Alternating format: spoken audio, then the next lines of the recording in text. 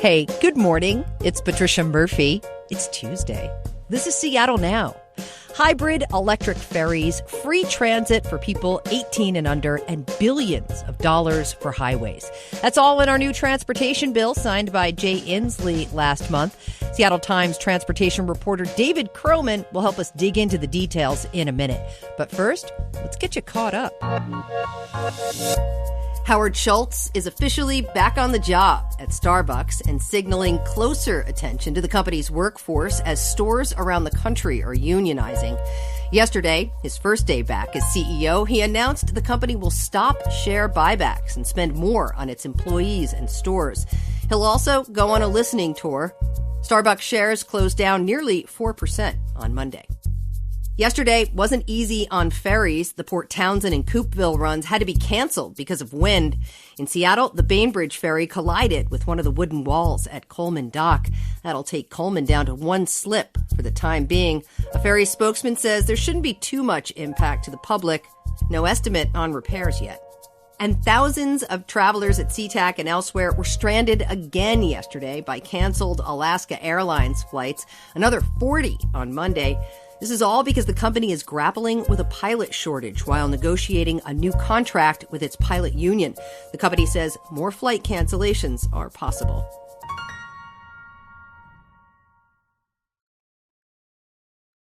Washington State passed a new transit bill. I know.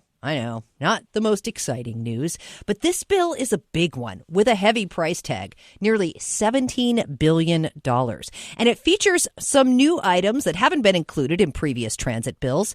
Now, the biggest share still goes towards traditional items like highways and ferries. But this time, it also includes money for other stuff, too, like free transit for everyone under 18, 4 new hybrid electric ferries, $3 billion for transit, and research into high-speed rail between British Columbia and Portland. David Kroman is a transportation reporter for the Seattle Times, and he says this shift in thinking about transportation beyond highways is reflective of trends happening at the national level. I think this bill kind of both shows a shift in the power of certain kinds of advocacy. I mean, and I think, you look at Pete Buttigieg from the federal level, or, to a certain extent, the President Joe Biden, sort of talking about past highway investments in the context of, the communities that they affected and, racism and things like that. And I think that sort of way of looking at transportation structures is making its way down into local government. And so, it's hard to imagine that the legislature would ever kind of permanently go back to just thinking about transportation in terms of roads and asphalt and things like that. So I do think it represents a fairly significant shift. At the same time, the fact that the largest portion of this does go towards fairly major highway projects shows that, this is not a clean break by any stretch of the imagination. Sure. Asphalt and gas are still king in Washington State, for sure. But this is a step. It is, yeah. I mean, and I think also should be pointed out that in the past, when these transportation packages have been negotiated, and this is the fourth in the last 20 years, that the previous 3 were, well, first of all, done in long legislative sessions. This was a short session. But kind of more significantly, they were done with backing from both Republicans and Democrats. And that was partially because, there was divided power in Olympia. But this year, there was no Republicans voted for this. This was a party line vote. It was negotiated fairly exclusively by Democrats. Republicans kind of crying foul through the whole session that they weren't being included in the negotiations. And so, I think, in the past, the agreement that they could strike between the two parties was basically just came down to roads and bridges and things like that. This, I would say, reflects much more strongly the priorities of one of the parties in Olympia, which are the Democrats.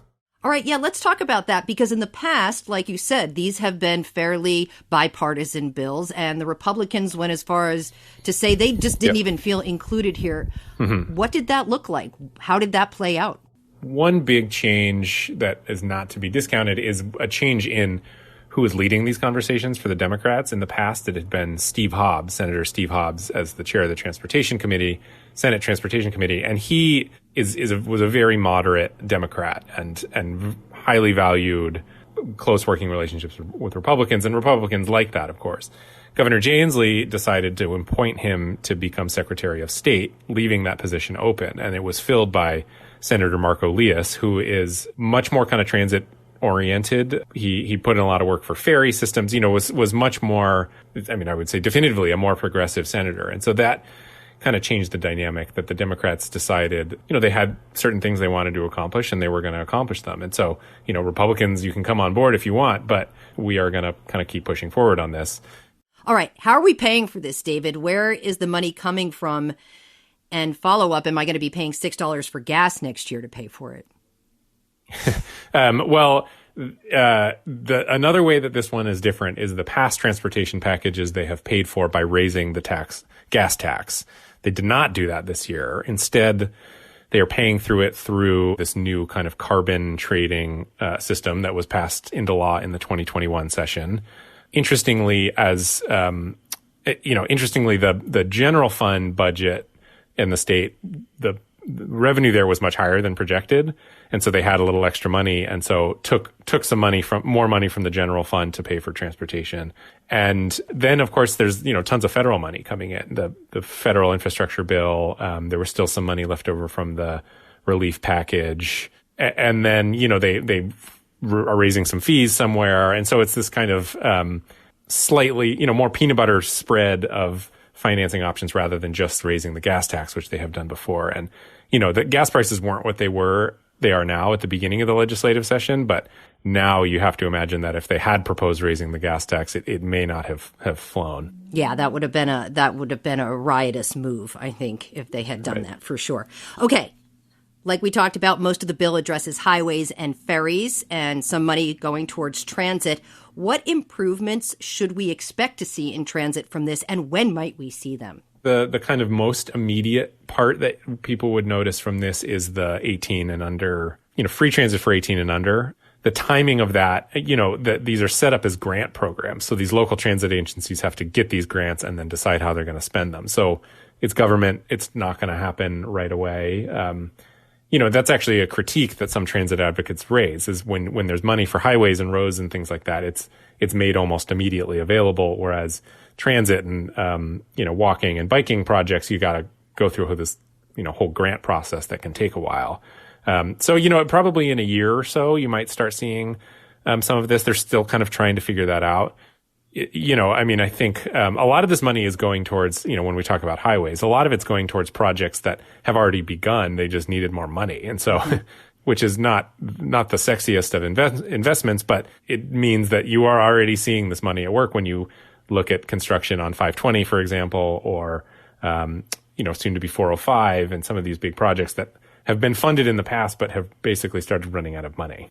Okay, Governor Inslee has branded himself as someone who fights climate change.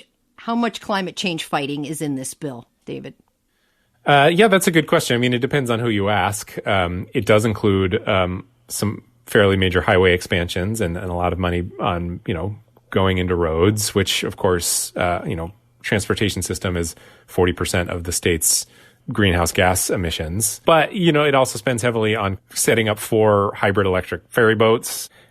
We just wrote about this, but tucked in this bill is a goal to phase out sales of gas-powered cars by 2030, which would be the most aggressive timeline in the country. So there's that. And then, I think a lot of people would argue that increasing transit access and alternative modes of transportation is a climate change initiative. So, it depends on which part of this package you look at. Yeah, that is aggressive with the 2030 only electric vehicle statement. What's that likely to look like, David? Well, that is a goal.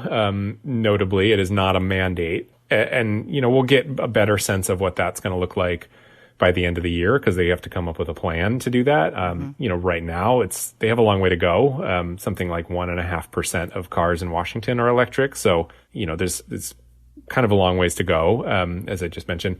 But I think that will include how do you increase supply of electric vehicles? That's a big problem right now. They're really expensive. How do you make them more affordable to people? For folks who live in an apartment building, for example, who don't have driveways and who can't hook up their cars overnight, where do they charge them? Are there enough charging stations? There's a lot of questions that need to be answered before that becomes a realistic goal. But, advocates say that between now and 2030, they expect a lot of technological advancements and for these cars to become cheaper. So, they're still sounding an optimistic note that they can actually do that.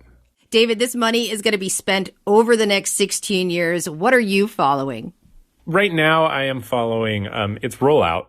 And specifically around the pieces of this transportation package that are in the form of grants. So as we talked about, transit and kind of accessibility or active transportation funding, I'm genuinely curious. I mean, do these agencies have enough staff to apply for this stuff? Who is going to be getting this money?